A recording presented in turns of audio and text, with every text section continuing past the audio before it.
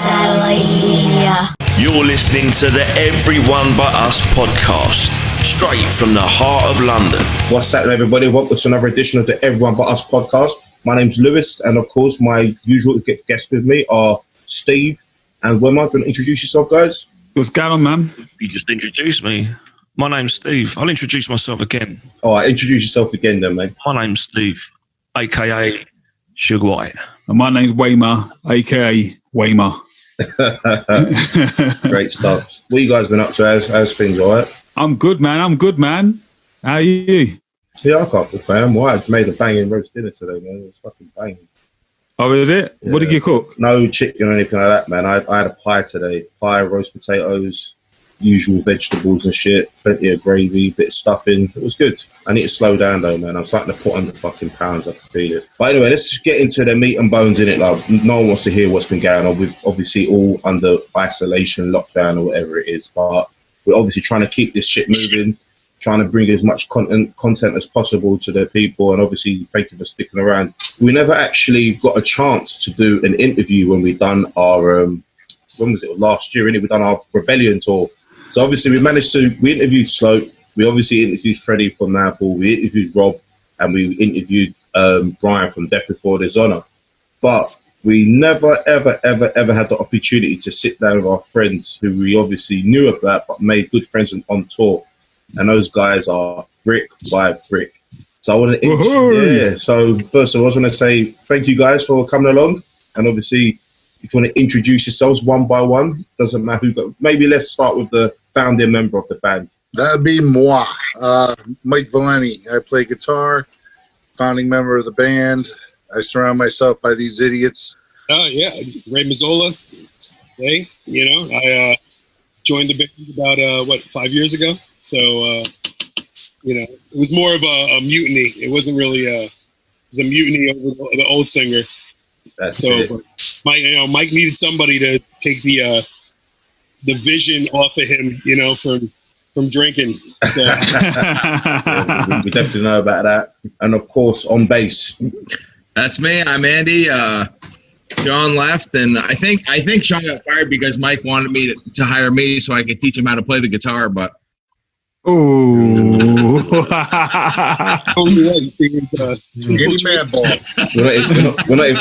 not even 5 minutes into the podcast and already there's fucking friction. Shit.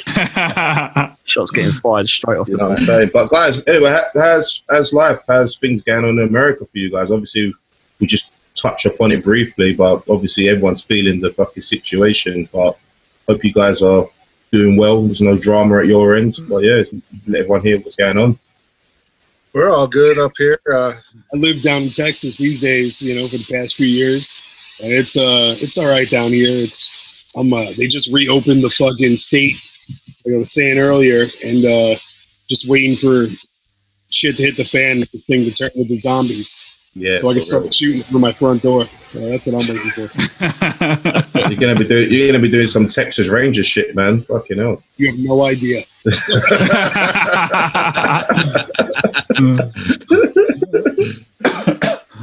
And we've had a little glimpse of where you're at the moment. Obviously, we're not going to reveal. You can reveal obviously where you live, but you have to tell the location. But it's pretty cool. Right. So if we just cut straight into it, man, we're just gonna find out. Obviously, I know obviously people here. You're obviously more known over there in the States. I'm sure you obviously have your fans. I remember on tour there was a lot of people who were definitely into you, but maybe for our UK based people, obviously, I don't believe you've ever played the show here in the UK, have you? No. Okay, yeah. So let's just obviously get familiarised for our people over here. So how did the band start? Obviously, Mike, you're the one who can let us know and to delve into that sort of thing. Well, growing up, I was mostly a metal kid. I played a thrash band, for a few years, and then I went to it was like a swing mixed with hardcore, hard rock kind of band, and that ran its course. And in 2004, we had mutual friends. It was me, the old drummer Rory, Rich, and Sean, which was the original lineup of Brick by Brick. And we just basically said, listen, this is the model I want to be. I want to go back to roots of hardcore and thrash metal and start something and do that. And we had kind of a plan of attack to do it, and we were on track. And in 2005, mid 2005, we had opportunity to showcase for Stillborn Records. Jamie Josta was going to do some stuff with us and put us on tour with him. And we were going to do some things, and the singer decided to get drunk and not show up to the show. Shit. Yeah, so that kind of set the tone in a bad way for the band. And we had a little streak of bad luck for a few years. And it took us a long time to kind of recuperate. And as we're recuperating, it just everybody's lives just started going in different directions. And next thing you know, Rich was the wet blanket. So we got rid of Rich. Rory became the wet blanket. So we got rid of Rory, who was the drummer first. So we replaced him with Jameson. So Jameson's been with us, for probably over 10 years now. And then Rich, we got rid of Rich, got Ray in the band. And once Ray came into the fold, we kind of started over. And that's when we can actually start. We actually started touring in 2014 after being together for 10 years, not being able to do anything besides sporadic shows here and there. We never really had an actual tour schedule. And the last tour schedule that we did have with that lineup, we did Biohazard. It was us and Biohazard in Canada, and it was only a 5-day run. And Rich short-circuited pretty much, and I was already talking to Ray at the time, and he's like, hey, if you ever need anybody to fill in, let me know. And I'm like, listen, we got this Madball tour coming up. I do not see Rich doing it. And basically, I can't stand the kid. He just ruined everything from the get-go, and it just kind of just made me lazy. And then once Ray got in the fold, kind of reinvigorated everything. And we did the Madball tour. And then Ray just kind of merged with us, and that was that. And then Andy joined us, the latest, and that was to replace Sean. Sean didn't want to tour anymore. He wanted to do the family thing and all that. So Andy is, I called Andy. I said, hey, anybody that might want to play bass? And he's like, yeah, me. Like, all right. I'll give that scumbag credit. He is a better guitarist than me, so but, it's what it is. So here we are. So now we can actually do stuff, and now we're old. That is a pretty cool. Being old is a privilege in some countries, man. So yeah, for real. We gotta be thankful for that, I guess, or something. No, the cool thing is, though, it's like we're all experienced. So it's not like, we know where we are in life. I know I'm not making $1 million in this. Let's just have some fun. So drinking beers and meeting new people along the way. That's what I like. That's my richness. Well, whatever you want to call it. Yeah, that brief rundown was actually pretty cool to hear, man. That's the whole podcast done. Thank you and good night. It sets the tone very well. But I wanted to ask a quick question off of the top of that. You said you didn't really tour much at all. So even in the States, you just played maybe weekends here or just odd shows here and there. When we had the former lineup, literally we would play maybe 10 times a year. And mostly local within a few hour radius. And we never really did much. When Ray got in the fold in 2014, we did West Coast tours. We did East Coast tours. We did, the Midwest. We did Europe. It's like we have a schedule. We're capable of holding it together. And like I said, we have a great time. And with the old lineup, we didn't have a good time because somebody always had an attitude. Somebody always was a wet blanket. Somebody always had something to bitch about. We did 3 CDs and a couple 7-inches with the old lineup, but they're all sold out in print and they're never going to be reprinted again. So what we're doing with Ray over the past 3 CDs that we've done with Ray, we've re-recorded like the favorite tunes off the first 3 records and add our own new stuff. So technically the 2014, if you ask me, I said, that past 10 years was kind of a crutch. It didn't do anything for us. Yeah. We didn't a following. We didn't really gain any momentum until, a few years ago. I wanted to just quickly ask Ray, what's it like singing other people's lyrics?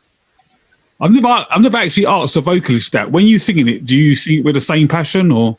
Full Blown Chaos played a bunch of shows together previous to me even coming into the band, and we always had a good dynamic. We always got hammered. We went to strip clubs. We got crazy. I loved their music, and there were a few songs that I was really stoked to be able to sing because I was like, oh shit, nice. I get to fucking put my voice on this because Rich was okay. But I'm better. I always felt like it could be done better. And it worked out to where, fuck yeah, I was able to fucking retweak a couple of things here and there. And it's cool. It's definitely, especially when you're a fan of the band already, it makes it so much better. One thing is like, you're just like, there've been other bands that I filled in for tours where they're like, hey, can you learn this album? We're going on tour. Can you help us out? Our singer can't do it. And you learn it, and then you just kind of learn to like it. Even if you don't like it, you just make it what it is. But with my Brick, I already enjoyed a lot of the roots and of the songs. So it was, it wasn't difficult at all. There were some songs that I just barked through. On that first Madball run when I filled in, I just had one practice. And did you do the Victor Life? Yes. There wasn't voice down even. So it was it was. I mean, there was some women the size of horses, but that's another story. But shit, it was fun, and then it was just like, hey, stop doing this part time. Let's do this full time. Nah, that's hard, man. So I've got one more question. Because I know you're going to jump on, Lewis. I've got one quick question for Mike. I wanted to ask him: did you write all the early? Do you write most of the music? When the band formed, what style was you looking for? Do you have a particular? Did you want it to be fast, slow? Well, my go-to bands have always been metal, Slayer, Exodus, the roots of a lot. And then going as I grew up, I got into hardcore later. So as I grew up, then I started diving into the Agnostic Front, Sick of It All, Madball. So having that bass metal thrash background and then combining it with Madball and then even some Hatebreed, stuff like that, it just I listen to a diverse if you were in our van on a tour, our iPod is so eclectic, it's not even funny. So we listen to everything. So I whatever I'm inspired by at that moment influences what I'm writing. So I think that's why there's a little bit more thrash stuff on the last couple albums because I've been getting back into the old thrash stuff again, and I missed it. It's like, oh wow, I forgot this song. I forgot about that song. So we started writing kind of tailored to that. But what I usually do is I usually build a framework of a song. I don't dictate anything to Andy, Jameson, or Ray. Not at all. I like, here's my idea. What do you think? Okay, and then Andy will tweak and go, okay, that's cool. Well, why don't we do this? All right, well, let's get together and we'll map it out and we'll figure it out. And then is that true, Andy, or does he just go like, "Fucking you, this is the song"? No, he's telling the truth. No, not at all. It's so even once we get the rehearsals done and we have a framework, we go into the studio and what we do is we try to map out the framework so the drums are satisfactory for Jameson. And then once they're satisfactory, we even go back and change the song even more, because now we have the time to get that drum pattern down on record and be like, all right, I get a better idea for this part, and we'll change it up. Sick. So, you know, the writing doesn't stop until it's stamped on the CD. And then even if we change some of the shit. So I don't know. I don't know what the fuck we're doing, to tell you the truth. But just on that, what you were saying about you coming up with an idea and then showing it to the other guys, there must be times when you've written a song, even Andy, there must be times you write a riff and you absolutely love it, and then the other guys are just not feeling it. Haven't you had that before? You know, not so much with this band. I mean, with previous bands, yes. But with this band, I mean, I'll be completely honest. I don't bring a whole lot to the table as far as writing. You know, maybe a couple of riffs here and there. But you know, I think there was one riff that I brought where it was good to go and whatever. And then when we got to the studio, Mike changed just a little bit of it, and not because he didn't like it or it was hard to play. Just this seems like it would work better, you know. And in the end, you know, it all worked out fine. And you know, and I'm not the type of guy that's like, well, that's my fucking riff. That's the way you got to do it, you know. And you know, whatever works the best. You know what I mean? It happens though. It happens in bands. It's got to be different. So. Yeah. I always say musicians are maniacs, man. Trust me. As a vocalist, I know Ray, you'd probably agree, man. Fucking, they could be maniacs sometimes. You know what's crazy? When I write, I purposely I can't listen to anything because I don't want to be influenced by something else. Okay. I want it to come from me. So it's like I literally have to close myself off for a week, 2 weeks of anything, and just, if it's, you know, and just write lyrics. Sometimes I have music to put to it. Sometimes I don't. I just go with what's in my head, and I'll write so I don't end up like, if I'm having a week where all I'm listening to is like Sick of It All, that's all that shit's going to come out. Yeah. If I have a week where I'm just listening to Stamping Ground, it's just going to be Stamping Ground. You know, that's where my lyrical and vocal content's going to come. The cadence, the style, everything else, that's what's going to happen. So I have to close myself off so I can write. And like if we write a thrash tune, all right, you know what? Then I'm in that mindset. And I'm like, I have to make it a thrash tune. Like I try to compile it differently, you know, and it's easy. And Mike writes a bunch of stuff too. And he just, you know, he's got, you know, he's as full of hate and anger as I am. So it's like, you know, we're able to fucking, you know, we pull from the same source of, you know, of animosity when we put our lyrics together. So it ends up a lot of the stuff we get to bounce off each other, and it really doesn't have to get tweaked much at all. I think the most critical person when it comes to writing in the band is Jameson, our drummer. Oh, really? And he's more critical of himself, I think.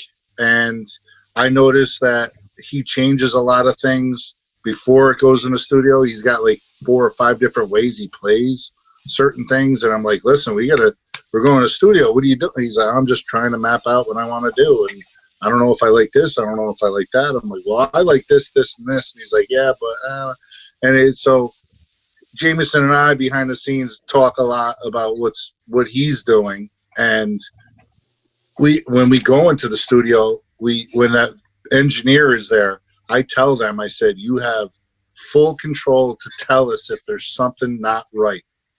Because you know what, you're an outside ear, and you got to respect it, because we're biased, and if something just isn't jiving, I mean, it's hard. But when you're recording, you have to kind of drop your ego a little bit. Or you can do that bit a lot better, man. Have another take, try it again, even though you've probably done a couple of takes already. You're like, nah, this is my best.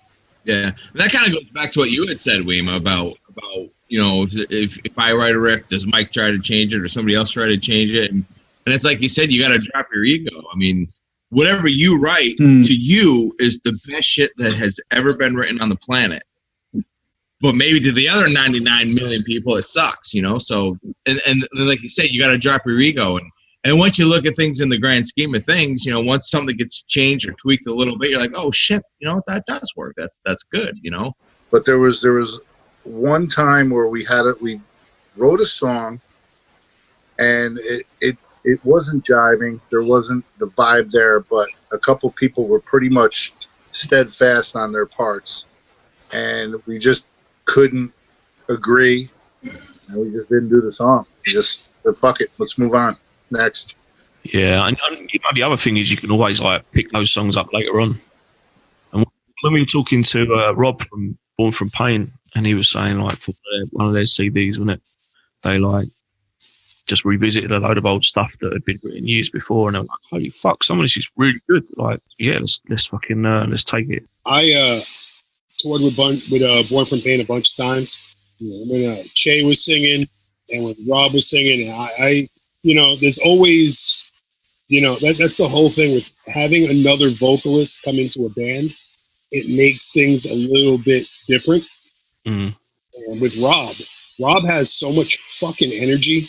It's fucking wild. Like you know, like he gets in a zone and he fucking goes. He doesn't know shit about fucking Belgian triple beers, but to have that much energy and be so fucking old as well, like sorry Rob. But anyway, moving on, were you all born in the New York area, upstate? Yes.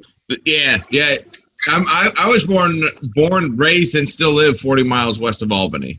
And Mike, you're from Albany as well, I take it. Yeah, I grew up in Troy, New York, and then moved to Albany. But yeah, always been upstate.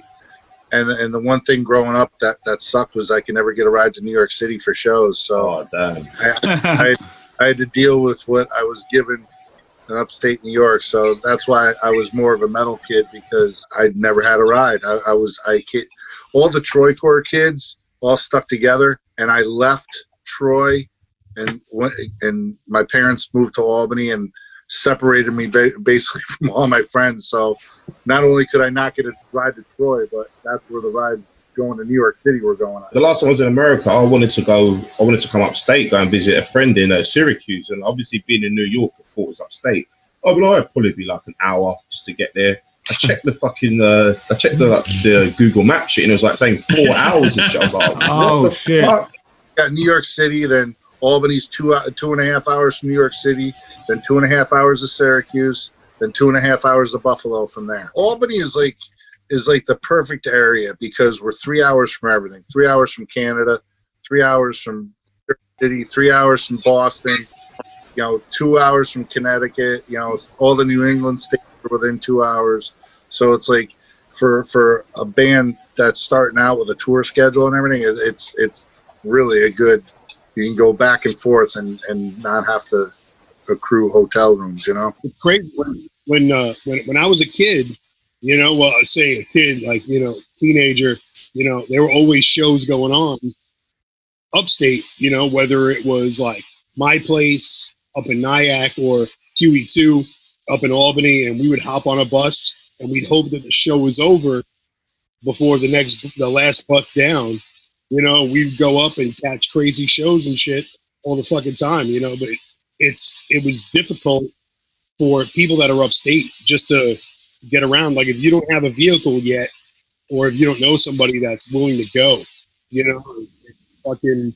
mass transit won't get you around to where you need to go. I mean, I know obviously a lot of people know about New York hardcore, and definitely a lot of people know about Tricore. But I'll be real. When I first got into the music, I had no idea about Tricore until I got into Stigmata, and then obviously when you check the back and see. Hey, happy birthday, Bob Riley! Oh, it's his birthday. Yeah, it's his birthday today. Fuck yeah.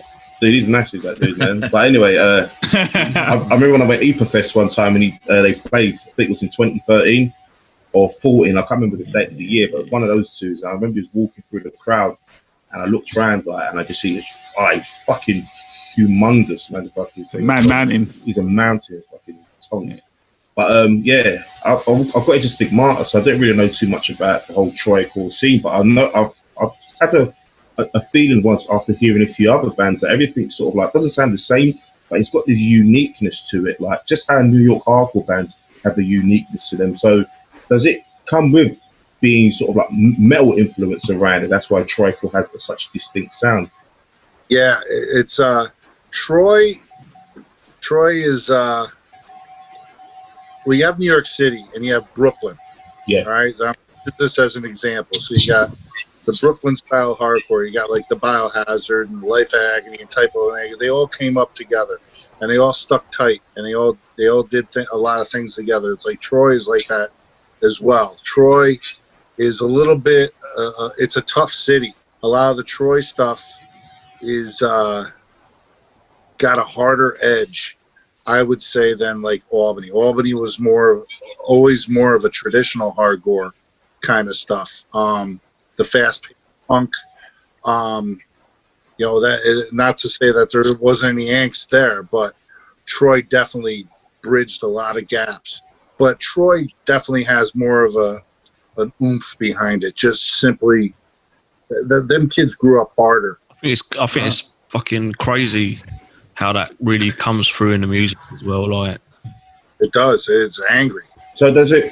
So it's fair to say, obviously, Troy has his own little scene, and there was Albany bands, and there's bands from Syracuse as well. But is it just fair to say Upstate had a particular sound when it came to that sort of music? I mean, the moniker Troycore seems to have dissolved over the years because there's not really any newer bands coming out of that area anymore. They haven't been in a while. I think we were probably one of the last waves of Troycore bands.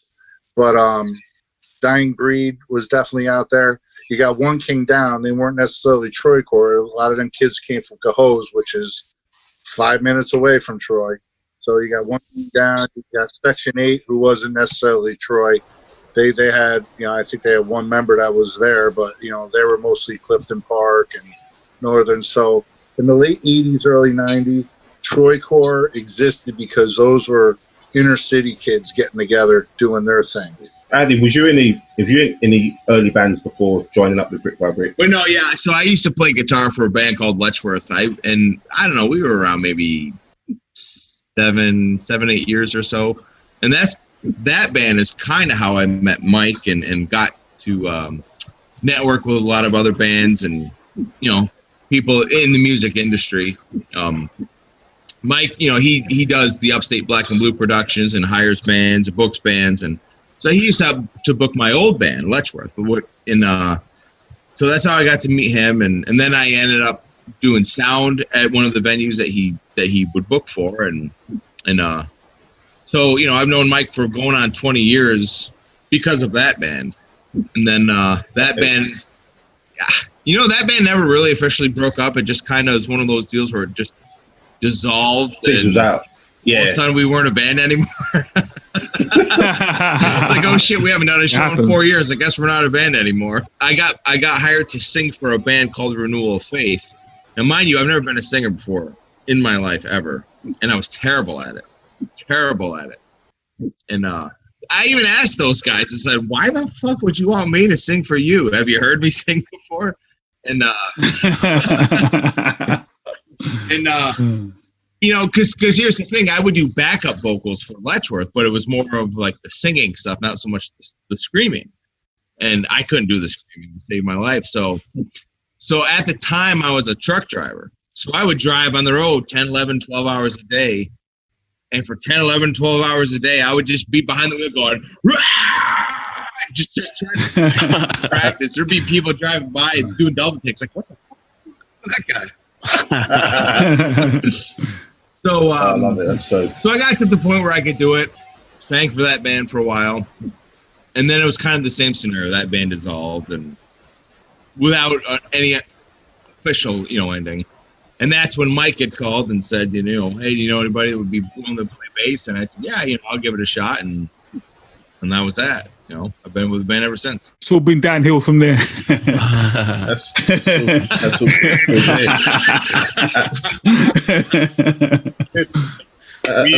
we tested his liver a bunch of times. So. Actually, I know Lewis is most probably going to ask the question, or talk about it later on, but you guys are in my top 5 of band drinkers. Bands that can really drink. Honestly, I would probably say you're the only bands that I've been to shows with. Obviously, we've done a 10-day tour, but you know, there was moments where I'll see you, especially Mike and Ray. You guys would be like, have your bottle of whiskey, and I'll walk over and I'll be like, yeah, I'm not going over there. I ain't going over there because I know they're gonna say drink this, and I'm like, yeah, I'm cool. So I just avoid that area. Don't get caught by the bar. Yeah, somebody's gonna grab you. You're gonna have to do shots. Yeah, some simp, buy them, or we're gonna fucking use some fake drink ticket scam. Yeah, you know, because you're from the States, you've got a roll of like Staples fucking drink tickets, and you're trying to fucking get your own shit. You know, it's crazy. You know, especially, I mean, shit, like fucking that last night of tour, I kept going up to the little fucking window, and I kept getting coins. These fucking coins, I still have like a fucking wad of these coins that were worth for one beer type of shit or whatever. And we were just drinking. And I kept going down. Hey, I'm in one of the bands. Okay, cool. You know? Yeah. Didn't need credentials, didn't need anything. I laid the fucking Brooklyn on a little thick, and fucking that's it. And fucking, you know, oh, he doesn't speak fucking German. He's got a fucking, he ain't from here. Here you go. You're not gonna how about that time we played in Pennsylvania? And you know, first thing we do is, you know, we roll the bar for drinks. It's like, all right, what are we drinking? They're like, oh, we got to wait for the manager to get here. So the bartender comes up. She goes, the manager says it's 2 drinks per band member. So she gives me 8 drink tickets. I said, okay, what are they good for? She goes, anything you want. I said, okay. So I tore off 1 drink ticket. I go, I'll have a pitcher of Jack Daniels. I said, you said good for anything. I will have a pitcher. You fill it full of ice and pour Jack Daniels in it. I can't do that. I go, all right, well then you can throw some Coke or Diet Coke in there. Like just looking at me baffled. I go, you said anything. I said, so, hey, here's what she goes, all right. And I'm like, oh my God, that worked. Pictures of Jack Daniels. Nice. I remember, do you know what? In Berlin, I walked around there, and you two, Ray and Mike, you were just, yeah, we're just going to get a bunch of free drinks. I was like, yeah, we can do that. And you're like, yeah, of course we can. You just like, yeah, we'll have one of those. Really confident. One bar we had gone to outside of Esso was Trink Tufel. Was Errol's bar. Oh yeah. So, yeah.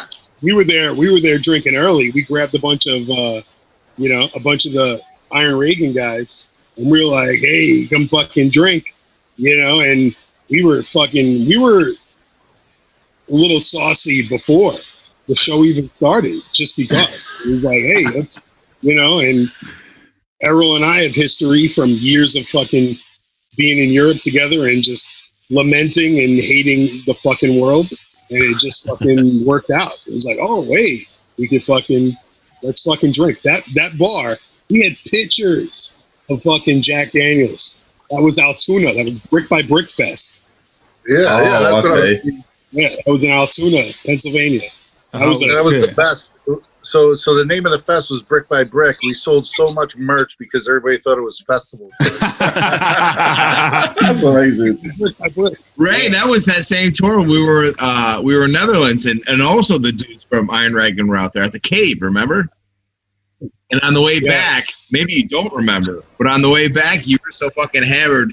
We're walking down the street. You're pushing over fucking motorcycles that were parked on the street. Like, fuck this guy's motorcycle. You're pushing them over.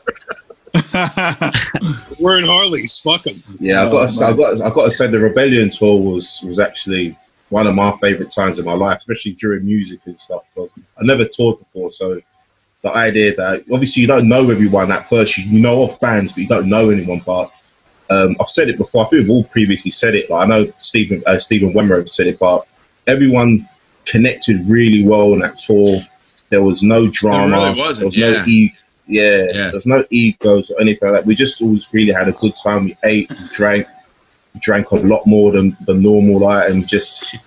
What was your obviously you've mentioned a couple of bits about what was your memorable parts of that tour if you remember any? What night was not a memory, not a good memory at least on that run, especially like when we were in Switzerland, we had a shit ton of time. We had a shit ton of time to just hang out. They had that hotel next to the venue. Oh yeah, that's weird, that spot. They had that hotel next to the venue that was like our green room. Yeah.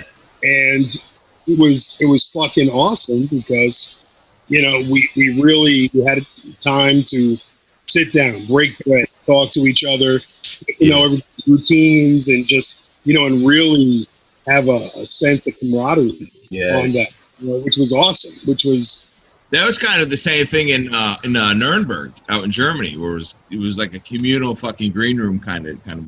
Oh yeah, in Nuremberg that was pretty cool. And then also, it wasn't the best show. It was a bit weird, but the venue was pretty cool. Hamburg, I think everyone was pretty much done by then. It was the ninth show of the tour, but it was a big room with massive table, and everyone was just. You and I, by that point, had cut the tops of our fingers off. Oh shit! I remember that. Yeah. Oh yeah. Bread knife, man. That was in bread knife, right? That was in Munich. Yeah, that was bread knife gate. So I've got. Who did the photo of the bread knife? Someone put was it you, Ray, that did just the thing next to the bread knife saying don't. No. Yeah, no, I wrote a note out because that shit took more fucking blood than medical professionals. Other tours were messaging me about that knife. I saw they were playing the same venue, and I hit them up, and I was like, "Yo, watch out for that bread knife."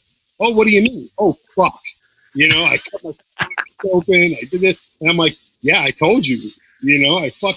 But I mean, food, the catering was awesome, but yeah, that knife was no fucking joke, though. That knife was. So I was just going to give context to the listeners. So we're talking about when we was on the Rebellion tour. And they had some catering out, and they had some bread and cheese and salad, and they had a bread knife that was so sharp that it just literally had to touch your finger and it would cut it. Literally, I literally picked up the breads. Yeah, bread knives are normally bread knife blades are normally pretty dull, isn't it? They're not sharp at all. So I just fucking cut through it like regular. I was like, okay, bam, and I went, ooh, what the fuck? I was like, what the fuck? It was fucking wild. Literally, then I walked away from it, and then I must have come back a little while later. Then I see Andy, and I was like, "Oh, so Matt goes, I just cut my finger in the bread."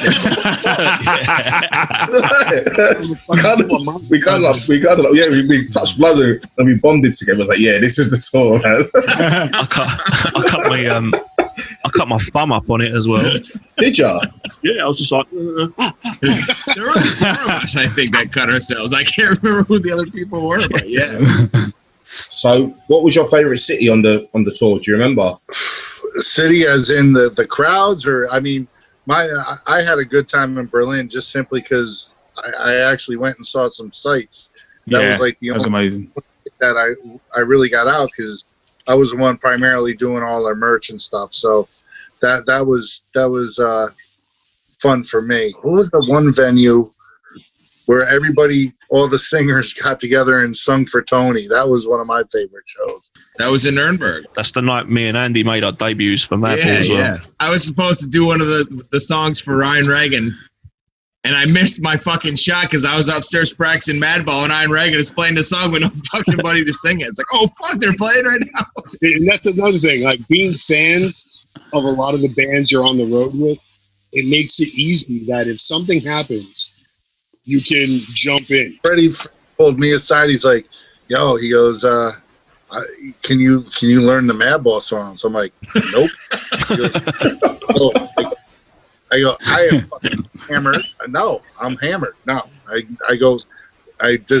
threw Andy right under the bus. I go, "Talk to him." It was awesome because I mean, just for multiple people wanted to sing for Iron Reagan, and we were all sitting there writing lyrics out, just so we can remember them, and in that communal, back room area, and we're drinking and just writing shit out, and fuck yeah, what song do you want us to do? What song do you want this? What song do you want that? And it was fucking wild, It was Colin, did great. You know, he fucking killed it doing shit for Iron Reagan. You know, everybody fucking, you know, picked up the slack. Yeah. You know, and that's camaraderie. You know, that's what is supposed to happen with, you know, with musicians at least.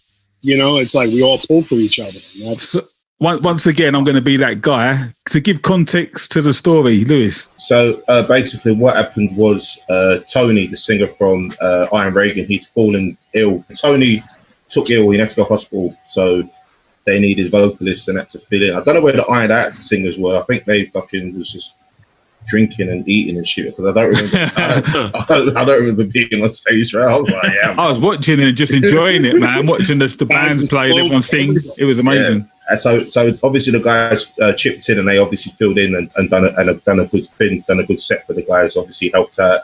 And then the Madball situation was. It was Dominic. He was the guitar player for Born from Pain, who had been filling in for Madball all summer long. He got ill as well. Like Dom wasn't feeling too well as well, so they were guitarists down. So Madball needed someone to fill in. So Andy from Brick by Brick took lead with that, and our Steve as well took lead and played some tunes. And it was pretty cool seeing Steve up there. So did the drummer from Death Before Dishonor. Their drummer, he did a couple songs that night as well. I actually missed that Iron Reagan set because I was too busy fucking. Yeah. Well, that's why I felt like such an asshole, because I was supposed to sing one of those Iron Reagan songs, because that was the initial thing. And then 20 minutes before Madball was supposed to be going on is when, you know, Dom had decided, oh, he's sick and, you know, throwing up and blah, blah, blah. So everybody got called up. We're all learning Madball songs. And as I'm learning Madball songs, Iron Reagan's performing the song that they had asked me to sing. I'm like, fuck.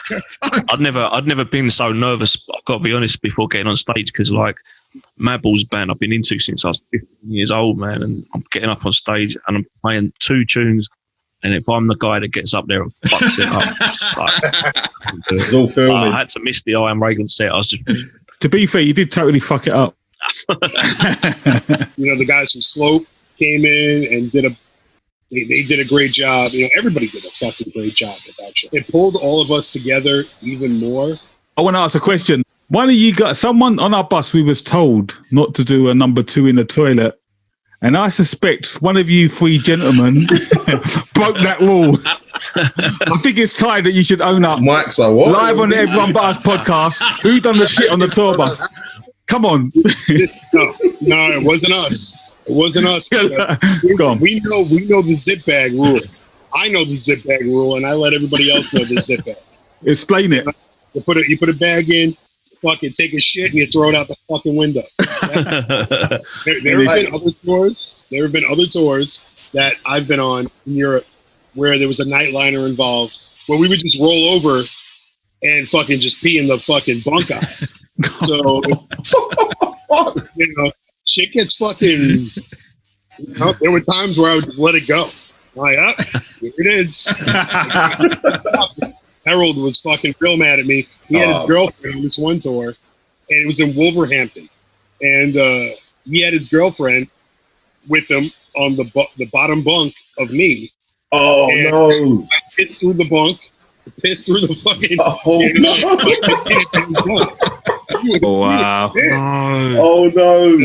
It just, shit happened. So this whole fucking coronavirus thing, talking about you being in the UK, is probably going to prevent us from getting drunk in London. We'll make it there again. It's just a matter of when the world resets itself and it gets back. You know, I mean, it's good. It's a good thing because maybe our livers will be more to each other. I doubt it. You know, yeah. We have.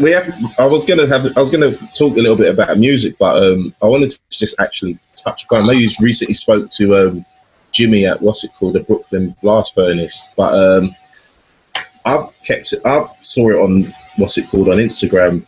You guys going down to Lynchburg in Tennessee, and I saw Mike. I saw your post. You was getting out to people going, "Yo, if you want a bottle of this, you got to make sure that you fucking order because once it's gone, it's gone." So. Yeah. For the benefit of the listeners, I want to say that these guys actually have their own branded edition of Jack Daniels, brick by brick. Yeah. So basically, I'm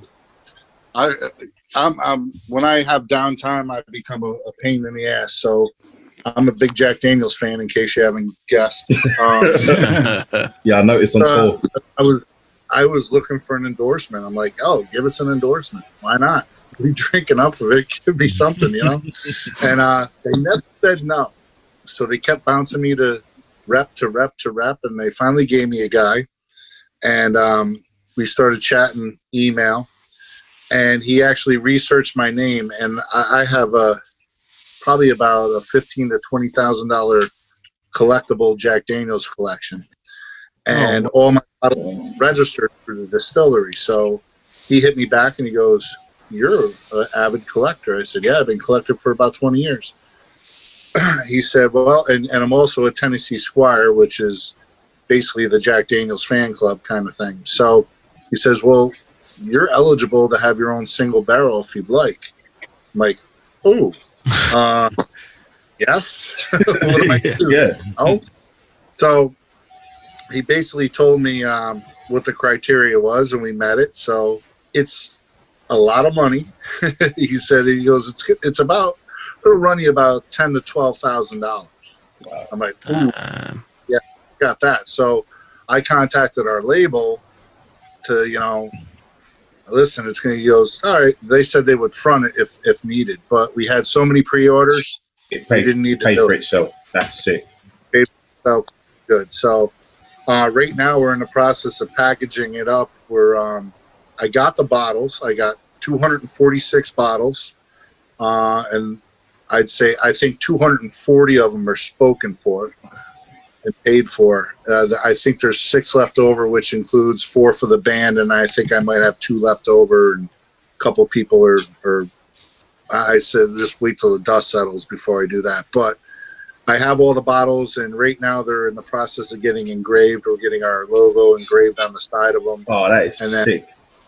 We're combining that with a T-shirt and That's amazing. actually a custom Jack Daniels guitar pick that I use, and then a couple other things. So I'd say June we're going to start shipping them out. Steve got one because he's a Jack Daniels. Yeah, and I was not even no point in me asking. So I was going to. I bet Steve's got one. I knew he fucking had one. I knew he fucking had one. You know what? The first night of that tour, I went into the shower. Where was that first night?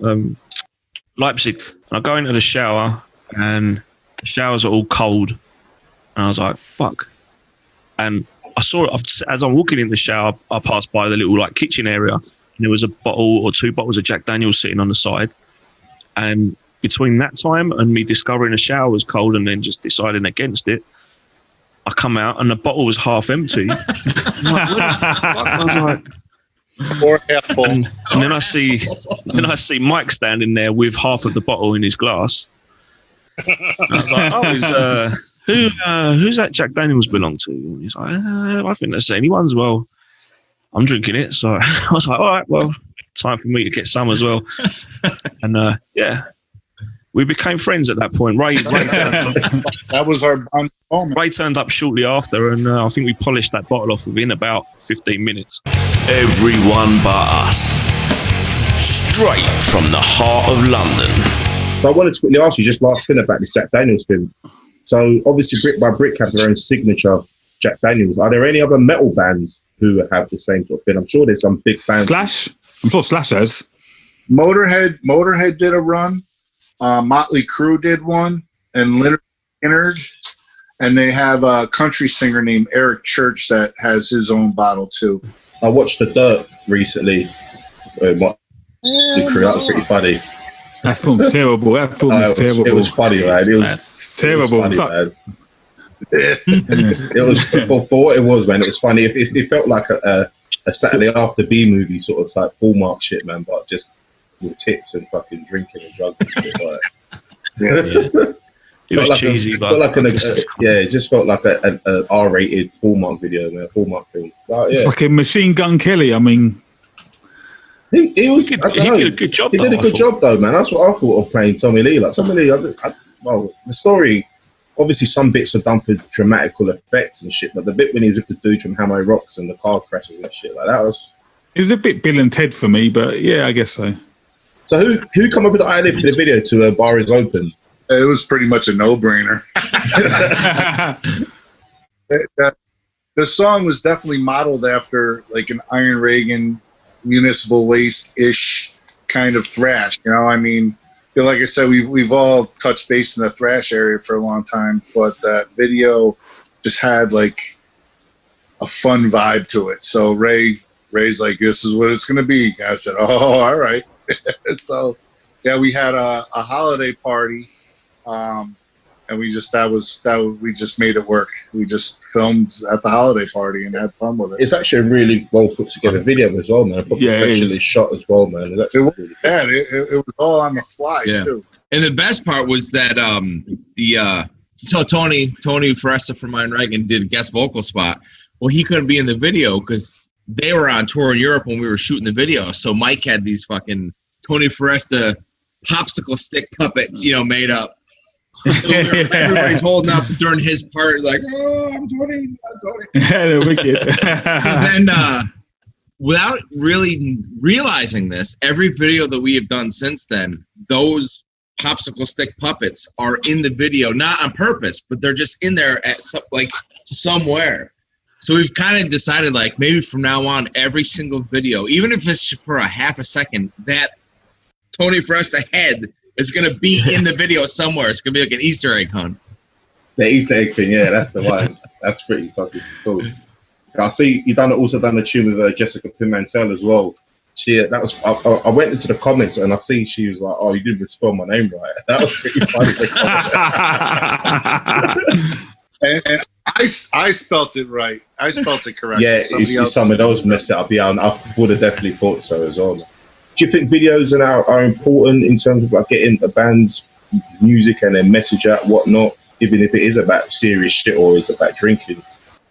I think so. I think it's fun. I mean, you gotta have fun with it. And the last few videos that we did, we have fun with it. I mean, the songs may be serious, but the concept isn't. And well, when we release this next video, we're gonna totally embarrass ourselves on that one. Like the last video we did was a fun video, and I have a hot rod truck that I just wanted to put in a video. Oh shit! So we found a premise, and I don't know if you ever saw the 1978 B movie called The Car. No. And it's about a car that's possessed. We took that concept and we made it so the band befalls a lot of bad luck, but it's not bad luck. It's good luck, but it turns out to be bad luck. The name of the song is called Bad Signs. So you got to check it out. It's fun. Like I said, we had fun with it. It's just, you can't take it serious. I mean, if you take too much, I mean, how many videos can you see of a band just playing live? It's true, man. It's true. Like people always like, yo, you never take pictures of your band playing. I'm like, well, first of all, I'm playing. How can I take a picture of it? Well, who gives a shit? I want to take all the stuff that people don't normally see. I want to, the sights and the fun, the camaraderie, and just all the good times that we have, So those are the memories, I mean, playing is awesome too, but it's just not something that somebody else is going to remember. So, and in a fun way, we kill hippies, small children, puppies, and old ladies. I want to just quickly, obviously, we're going to be coming very close to the end, so just a couple more questions. But to roll two things into one, I know, Mike, before pre-COVID, you was putting on some serious shows up your end, man. Metal shows, hardcore shows, mixed bills. Have you been putting on shows for a long time? Because to me, it just seemed that you've been doing a great job for this Upstate Black and Blue stuff, man. It's been really cool. I mean, I've been doing shows a long time. I basically started doing shows just to get my crappy bands on bills, I really started doing shows seriously probably in 2004. Murphy's Law was my first quote unquote bigger band that I booked, and that was in 2004. And the train just kept rolling. And now, I mean, I actually 4 years ago, I was bidding on Slayer, and I won the bid for Slayer, and I was going to do the show, and I had financial backing and everything, and of course I was going to put us on as an opener, but they changed routing of their tour, and no, I know. So I was like, but I was in a thrash band. The name of the band was called Attica, and in 1991 we opened up for Slayer and Testament in front of like 5,000 people. So that was fun for me. Was that the CD that you recently put on the release? You recently put on Bandcamp, that band? Yeah, that was done through Upstate Records. That was an old. That CD is 20 years old, and I've basically found it. I found it, and I was like, on unlabeled CD. I'm like, what the hell's on this CD? I was like, oh my god! And the songs really stood the test of time as far as metal and thrash go. So I ran it past the label, and they're like, yeah, let's release it. The hell with it. So we did. I was going to say about Upstate Records, man. They've been doing a lot of good stuff recently, man. Obviously, they got you guys. Mario and I go back 30 years. So, and he was actually the original bass player for Attica. We were like, it was like 1988 or whatever, you know? But yeah, he's doing a great job, and I help him out with a lot of stuff for that label just because he's helped us out, and he's going above and beyond for, you know, we were on Eulogy Records for our first release with Ray, then Fast Break for our second release with Ray. Yeah. But I basically sat down with Mario and told him everything that, you know, we weren't happy with those last two labels. Not saying that they're bad labels. It just wasn't. Just doesn't work out. Yeah, we weren't the main focus. Obviously, they have bigger bands, but Mario treated us like his main focus, and it helped us out a lot. It definitely showed on the tour, like, because obviously we opened it, you guys played seconds, but I noticed a lot of people obviously knew your stuff and were definitely into. Obviously, you play a what's it called, a Motorhead cover as well. Like, not that actually means anything. That was that's definitely worthy of a mention, by the way, because any band that ever covers Motorhead covers Ace of fucking Spades, and while that is a great tune, these guys went with another favourite of mine, which was Iron Fist, right? Yeah, and I chose that song because it was exciting to play, and I mean, I am not saying that any of the other Motorhead songs weren't exciting to play, but we wanted to pick a popular one that was fast and reflected our style as much as possible, and that song seemed to really fit the bill. And I played that in a punk band, probably about 30 years ago, and it was just, I remember it fun to play. So it's a cool song. The first time I heard you playing it, I was like, wait, I know this fucking song. Yes, they're doing this one. They're not doing Ace of Spades. And also on the fucking Hive Mentality as well, man. You got the cover of Skid Row as well, which is cool as fuck to me. Like, I'm gonna definitely get these guys to cover some glam rock from back in the day. Like, we get some Warrant or something going on, or do a whole compilation of hair metal bands. Do them hardcore version, call it haircore. Do you know what we did? That's a good idea. In my old band years ago, right, there was I don't know if it ever came out, but there was going to be a compilation of hardcore bands doing hair metal songs. She's going back like 2003 or something like that, and I don't think it ever came out. But my old band BDF, we recorded a medley of songs, and I still wish we could have released it somewhere somehow. We never did, but it had like Europe on it, had the Final Countdown in there, had a Winger, 17 by Winger. We had some Mr. Big song in there. Oh boy. Nuclear Family Records presents the split EP from Cold War and Mantlet. Cold War from South Wales bring you angry vegan hardcore. And Mantlet from Coventry bring upbeat, metallic, mosh heavy anthems.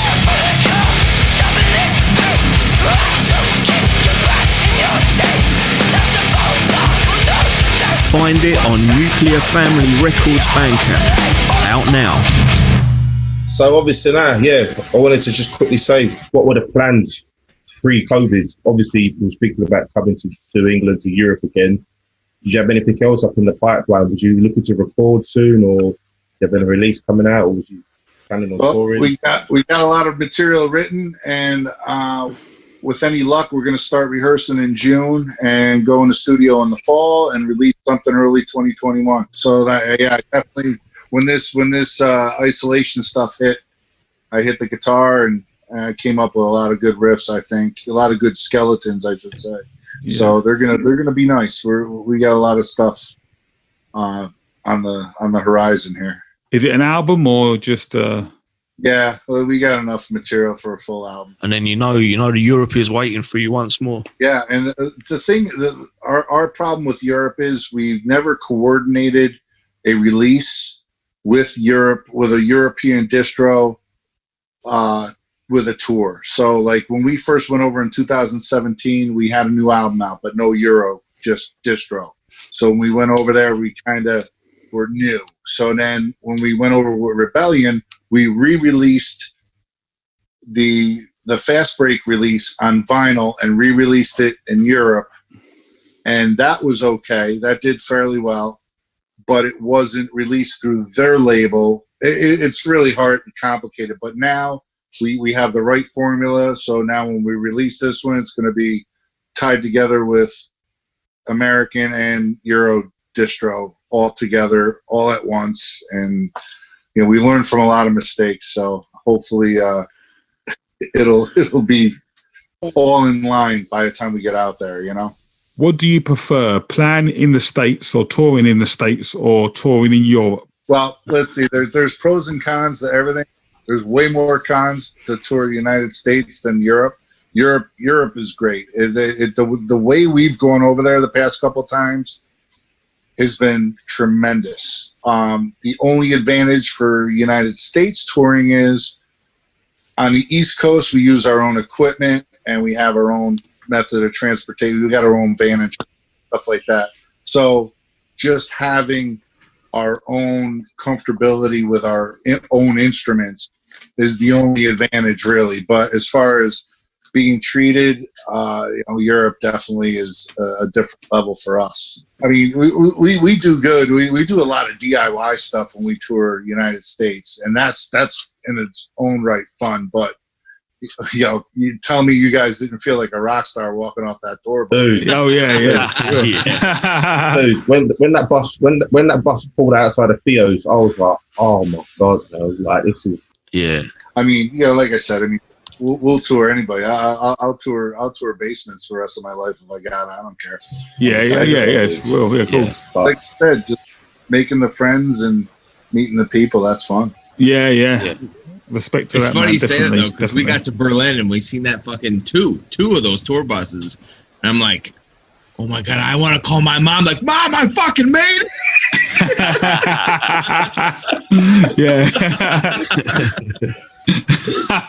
That's funny, man. Oh, Ray, I just remembered you was going to come over in July to play a show in London with Full Blown Chaos. Is that right?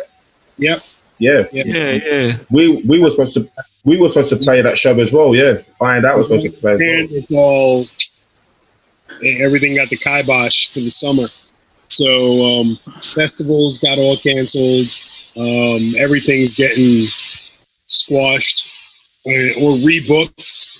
Like pretty much because of the whole virus and everything. So it's, it'll happen. It just might be later in the year, or it'll end up being, we'll retake it again 2021. Who the fuck knows? Definitely. That would have been cool though, man. It would have been a nice link up again, man. Oh, fuck yeah. Oh, that would have been fun, man. It's just a matter of when. There's too many opportunities for good people to, to still connect. It's just we need to jump the hurdles of all the bullshit right now. When, not if. Yeah, it's when. It's when. We have too many friends. Between all the bands we've been in, all the current bands we're playing in right now. All right, we got to put it on hold. Okay, but we'll get back to it at some point. Yeah. Oh yeah. We'll get to it. Yeah, man. It'll be a fucking party as well when we do. It's a fucking mess. Like right now. Like I'm half in the bag. I've been drinking since noon. So it's the Lord's Day. That's what he wants. It's Sunday. That's it, That's what he wants. Why the fuck not? Upstate. I think Andy's going to go for a swim afterwards. Yeah. In the ocean. Andy, where are you, by the way? I'm in South Carolina, down in Myrtle Beach. Oh, beautiful, man. Andy has Andy has full immunity to any type of sickness, so he doesn't care. You know what's funny? Yeah. Is we've got all of our cars parked here and shit, and we all got New York license plates. And apparently some of these assholes on the beach have called the cops on us. Like, there's fucking people from New York in that fucking house right there. And the cops are like, what do you want us to do about it? I guess they're allowed to be here. Be like, well, they're not supposed to be here. They're going to get us all sick. Oh, shit. Memories of the Union versus the Confederacy. Right. That's actually a good question, actually, that everyone can answer. What's this whole COVID thing? What's one thing that you take from it, like in regards to society and how people have been with each other? It opens your eyes, man. It makes you all the stuff that we take for granted. And think of it this way, it's not even to the level where a lot of stuff was taken away. I mean, just a little bit was taken away. And in New York State, you can't find toilet paper, for God's sakes. We had that. It makes you wonder. I mean, like, I've been out of work for over 2 months now. My girl's been out of work for over 2 months. So granted, we're being compensated with unemployment and everything, but I feel like I'm retired. I don't want to feel like this. Definitely going to appreciate a lot more after this. It makes you think, and also wary of what the hell's really going on. I'm so glad that we've actually got to do this, man. I know it's taken a year since the tour. Yeah, a year. It's great to see all of your faces. Yeah. And the one thing that sticks in my head is, on the Rebellion tour was that one little piano duet. Well, it was more than so that sticks in my brain on a regular. I have a video of Max playing that piano and Weema and myself singing it. Oh yeah. Oh shit, they played the piano. I remember that. That's true. We've done that a couple of times on previous. No, I wasn't playing. I was singing. Playing. Oh, you're singing. It was Phil Collins, I think, if I can remember rightly. It's the Phil Collins tour, wasn't it? Really. We often talk about the bus raid. Remember the bus raid at the petrol station? Yeah, that's right. They were fucking pissed. Yeah. They were all sound asleep. We were all wide the fuck awake. The window through my bunk. And I was like, it got quiet all of a sudden. And I look and everybody's raiding the other bus.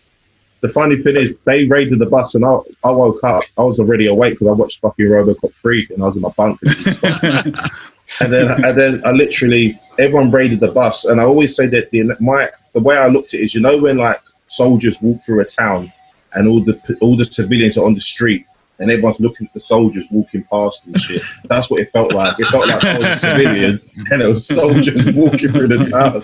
Good times. But anyway, brick by brick, Mike, Andy, Ray, and obviously Jameson, who can't be with us today, we wish him well. Thank you guys for coming on, man. We really appreciate it. Thank you. Yeah, thank you so much, man.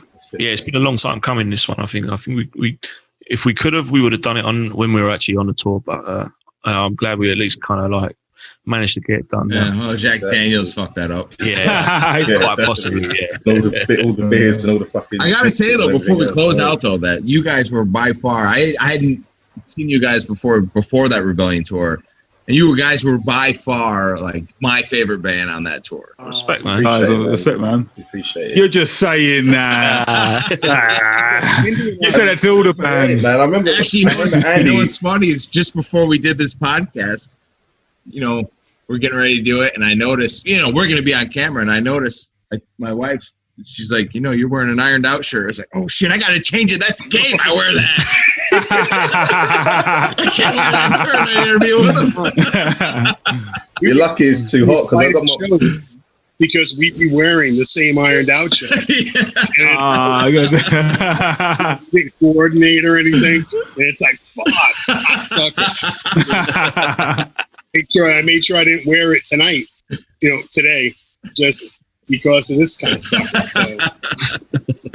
But anyway, just as we finish off, just want to say, obviously a shout out to our official sponsor, Jimmy at Dark Satellite Media, and also to check out his podcast, the Brooklyn Blast Furnace, as well as our friends at Post America Podcast.